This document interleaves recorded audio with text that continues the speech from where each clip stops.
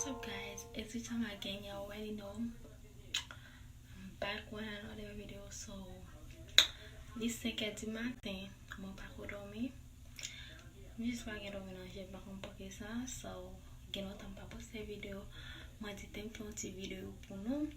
So, vidéo n'a pas fait pour nous aujourd'hui. C'est une vidéo qui j'aime, like, no café masse pour qu'on qui aurait caché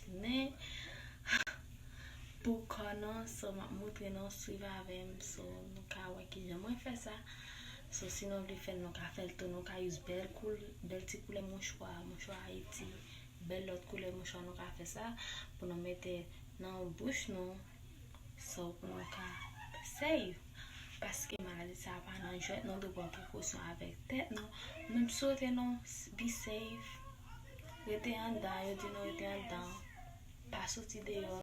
Tandis ça yo dit et puis rester en dedans pas sortir dehors pas faire jamais grand monde sortir dehors parce que nous toute la main vie nous so nous